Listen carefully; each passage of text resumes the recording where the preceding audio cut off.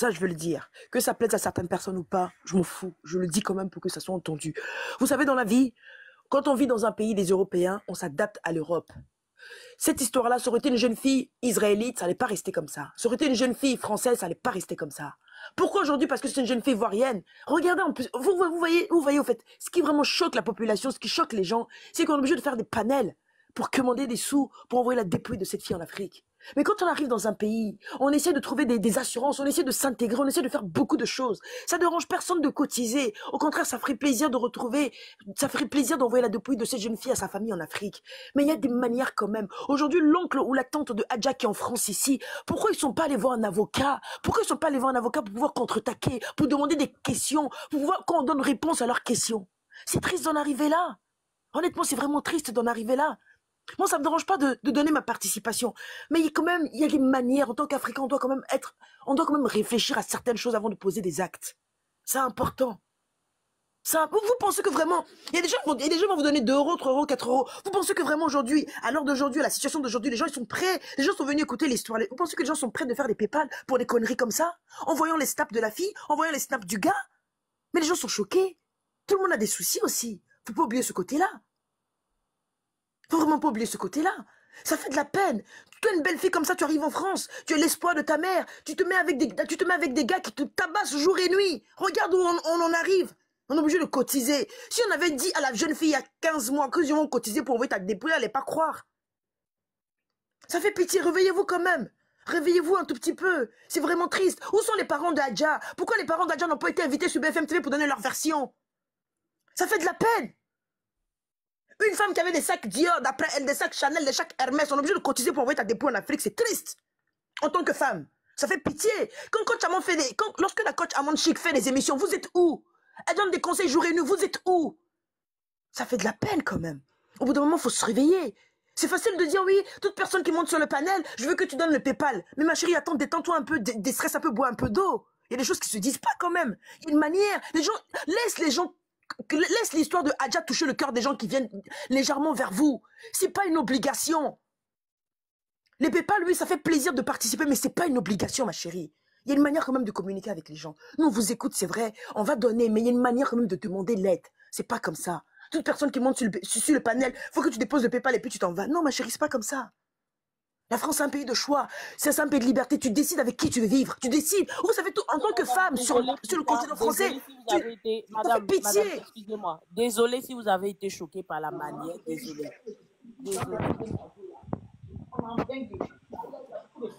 Regardez. Regardez. Regardez, je vous fais couper la partie. Où est-ce que je dis? Attendez, je vous fais couper la partie. Regardez, ceux qui... Scott, non, c'est Scott. Regardez, écoutez. Et le gars, il a coupé. Il a coupé. Et le gars, il a coupé. Rappelez-le, il a coupé. En fait, le truc, c'est que la dame a fait OV12. Et OV12 qu'elle a fait... C'est l'excuse qu'ils trouvent. Aujourd'hui, ils veulent faire passer pour une fille qui se droguait. Voilà. Et lui-même, il dit ici qu'il est en détention provisoire. Ça, c'est la tortue qui parle. Hein. C'est la tortue. Regardez ce que la tortue dit. On ne justifie rien. On n'est pas en train de justifier quelque chose. Vos commentaires à la con, c'est pas ça qu'on justifie. On justifie le fait de vous asseoir pour affirmer des informations que vous n'avez pas vérifiées. Mais c'est pas nous, c'est BFM. En fait, c'est bête. C'est pas nous qui avons affirmé, c'est BFM. Si eux, ils ont d'autres affirmations qui viennent nous dire. C'est les blancs même qui ont fait l'enquête, qui ont trouvé le gamin. Donc vous allez vous en prendre à BFM. Nous, notre source là est sûre. Parce que c'est BFM, c'est les journaux télévisés qui sont venus nous donner l'information. Que vous venez vous affirmer, on n'affirme pas. C'est BFM. Faut être bête. C'est la France même qui a déclaré ça. Est-ce que c'est nous? Nous, on a fait que relayer ce qui est venu des infos qui sont sources sûres. Pourquoi tu dis c'est BFM? Pourquoi vous dites qu'on est venu s'asseoir, on est venu mentir? Est-ce que nous, on a été fait des enquêtes? Soyez réalistes, on écoute. Nous justifions. Sinon, si lui, ils l'ont attrapé, ils l'ont enfermé, c'est son problème. Quelqu'un qui tue, il n'aura jamais d'encouragement. Il n'aura jamais de soutien. Oui. Ça leur reste 5 minutes et après, ils vont prendre son téléphone. Il faut l'appeler. Tu ne réponds pas à appel, toi aussi. Tu l'as dit, ça lui reste 5 minutes. Après, ils vont récupérer son téléphone. Tu ne réponds pas à appel. Il dit l'appel, tu réponds pas. Attends, il le rappelle. Voilà. Donc, il appelle pendant qu'il est en détention. Je voulais vous faire écouter pour que vous sachiez qu'il a réellement appelé pendant qu'il est en détention. On va écouter le voice de sa tata là. Non, ça, c'est pas pour sa tata là. Il y a le voice de sa tata que je veux. Je vais vous faire écouter. Si je retrouve le voice de sa tata, c'est-à-dire qu'il est en détention et tout ce qu'il trouve à faire, c'est d'appeler. Voilà, c'est d'appeler. Non, je ne trouve pas le voice. Ça, c'est la partie. Attendez, je me pose. Et après, je vais vous faire écouter cette partie-là. Je dois vous faire écouter cette partie-là.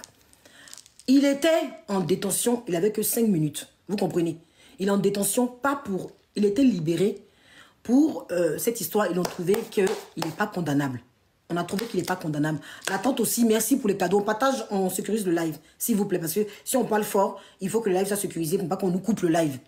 Donc, il est en détention provisoire. Et ce qu'il trouve à faire, oui, c'est de... Merci pour mes objectifs. Prenez mes objectifs pour sécuriser le live. Merci beaucoup. Que Dieu vous bénisse. Ce qu'il trouve à faire, c'est de passer un appel, venir en live. Ça, là, c'est condamnable. J'ai même fait une capture, c'est dans mon live. Dieu merci, j'ai mis ça dans mon live. Je vais garder ça pour preuve. Gardez ces captures-là pour preuve. Parce que le monsieur est en détention et il trouve des excuses. Dans une autre vidéo, il explique comment la scène s'est passée. Je vais vous faire passer cette scène-là. Vous allez bien comprendre comment il se condamne lui-même. C'est important que je passe ça. On va passer la vidéo où lui-même il se condamne. On y va. On y va. Donc maintenant, c'est ainsi que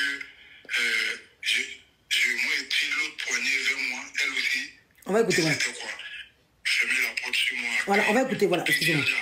Voilà, on va écouter. On ramène un peu en arrière. Des acquis à son pied. Il y a 5 minutes pour laisser le téléphone, s'il vous plaît. Il y a 5 minutes pour laisser le téléphone. On lui donne 5 minutes. Ce qu'il trouve à faire, c'est de venir sur les réseaux sociaux. On écoute. On commençait entre moi et Adja. Mais depuis un certain moment, Adja sait que mon affaire de papier est pisée un peu, tu vois. Donc, à chaque fois qu'il y a un dispute là, elle appelle la police contre moi. Donc, moi, il fuit de la maison.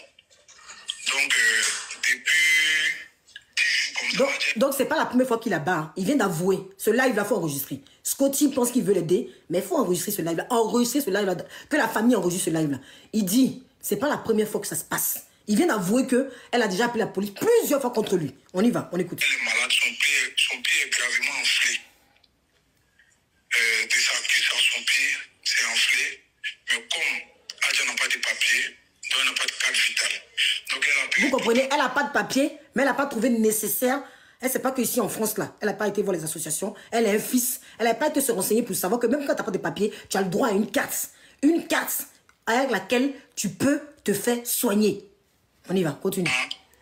Depuis le samedi, elle appelle Emma, afin que Emma puisse venir avec sa carte vitale pour l'accompagner à l'hôpital.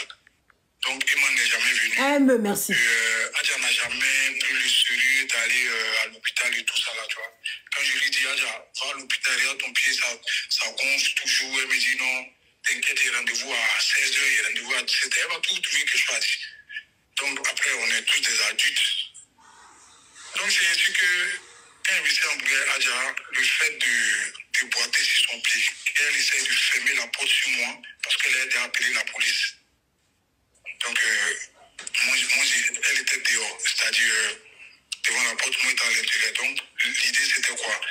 Fermer la porte sur moi à clé, comme ça quand la police vient me prendre, ils s'en vont avec moi. Une chose est sûre. Attends, Jula, lui qui parle là, c'est lui qu'ils ont accusé dans tous les panels qu'il a tué la fille. On n'a pas accusé. On n'a pas accusé. Je tiens à dire à Scott que quand tu fais tes lives, il faut savoir le faire. On n'a pas accusé. C'est la France qui a BFM et tous les journaux qui ont dit, voilà, drame qui s'est passé à un endroit. Nous, on n'a pas accusé. Nous, on n'a fait que relayer. Il faut qu'on soit clair dans quelque chose. On n'a fait que relayer parce que les Blancs, les Français, les Whiteys ne peuvent pas se permettre de dire quelque chose qui est faux. Donc, il faut comprendre les choses. On n'a fait que relayer. Il n'a pas été accusé. Nous avons fait que relayer. On continue d'écouter. Comme ça, c'est lui qui l'a parlé comme ça devant vous. C'est Damien Ankou. Donc, lui que tout le monde accuse là, c'est lui qui l'a parlé. Donc maintenant, c'est ainsi que moi et puis l'autre poignée vers moi, elle aussi, elle veut fermer la porte à clé. En fait, la police elle arrive parce qu'elle a déjà donné l'adresse. Moi, j'ai peur. Ils vont venir me prendre, ils vont aller à mon garde à vue pour des trucs banals. Il a peur de quoi? Tu as peur de quoi? Tu as peur de quoi? Pourquoi tu as peur? Qu'est-ce que tu te reproches réellement? On continue d'écouter. C'est très important cette vidéo. On continue d'écouter. Je tiens la porte, je couche, je prends une paire de réfléchis, je mets à côté de moi. Aucun, oui, Chanel, aucun remords. Le fait que j'étais miné, il y avait mon sac qui était débrouillé, il y avait mes mois déjà été miné. Donc moi, il fallait quitter. Si elle venait, c'était pas bon. Elle venait me trouver là, c'était pas bon. Donc c'est ainsi que je me suis habillé, puis je fuis pour sortir. Adja est tombée devant moi. C'est moi qui regardez, écoutez la partie là. D'après lui, la fille pour partie, Adja, c'est-à-dire la fille qui est en photo là, est tombée devant lui. Donc il a vu qu'elle est tombée. Elle était inconsciente. Il vient de l'avouer. Il a vu, hein. On continue d'écouter. J'appelais l'ascenseur. Donc, parce qu'elle voulait me donner un dernier coup, parce qu'elle a l'habitude de me taper. Moi, il y a des gens qui me disent que je voulais être un homme battu. Parce que, en fait, depuis, je sais que mon fait des papiers bizarres là. Il essaie de toujours éviter les amis. Mais Adja, c'est une personne qui a vraiment gros cœur, quoi. C'est-à-dire, elle agit dans l'immédiat, en fait. Et elle n'écoute rien quand elle est énervée. Tous ses proches, c'est ça. Tous ses proches sont au courant de ça. Elle n'écoute rien quand elle est énervée. Donc, c'est ainsi que, moi, je cours, je prends l'ascenseur, j'appelle l'ascenseur. Elle était arrêtée comme ça. Du coup, elle est tombée sur son visage. Mais je ne pouvais pas assister à la scène. Elle est tombée sur son visage. Donc, ça veut dire qu'il y a eu un trauma. Elle a dû tomber sur son visage. Lui, il l'a vu. Hein. Il vient de dire qu'elle est tombée sur son visage. Non-assistance à personne en danger. On continue d'écouter. Parce qu'il y avait le stress de ne pas me retrouver. Lui, il est toujours stressé. De me retrouver en garde à vue, en fait. Donc, j'ai vu l'enfant en train de pleurer sa maman. L'enfant est en train de pleurer. Le témoin numéro 1. Il vient de dire que l'enfant a assisté à toute la scène. Il vient nous redire que l'enfant a assisté à toute la scène. Pour ceux qui disent que non, comment ça s'appelle? Il n'a rien fait. Lui-même, il vient de dire, elle est tombée, l'enfant a commencé à pleurer. On écoute encore. Il continue encore à se mettre encore la corde. C'est la faute. Je me suis dit, c'est des scènes. Bah, je ne vais pas assister à ça, en fait. Donc,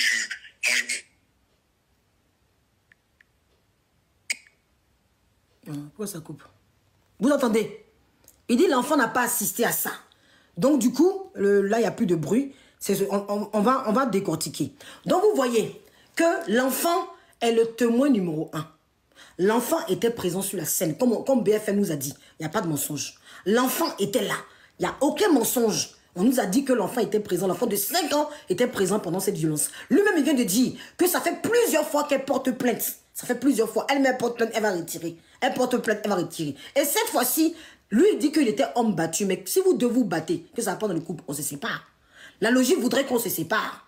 La logique voudrait que ça va pas. Tu dis qu'elle est trop violente, elle ne coûte pas. En tant qu'un homme, la logique voudrait qu'on se sépare parce que tu as plus de force qu'elle. La preuve, on est arrivé. Elle n'est plus là, toi tu es là. Donc du coup, il décide, pendant qu'elle est tombée dans les pommes, pendant qu'elle est en train d'agoniser, lui, il décide de se dire qu'elle est trop forte, elle peut se lever. Et il sort. Il sort de la maison. Il la laisse avec l'enfant. Il la laisse avec un petit bébé de 5 ans. Il la laisse avec l'enfant. Lui, il décide que pour ses papiers-là, il doit se sauver. Pour ses gosses-là, il doit se sauver. Même si elle déjà, ce n'est pas son problème. Voilà ce qu'il vient d'avouer en live devant Scotty. Et on trouve que, non, on accuse le monsieur à tort. Dans ce qu'il dit, et puis dans ce que nous sommes...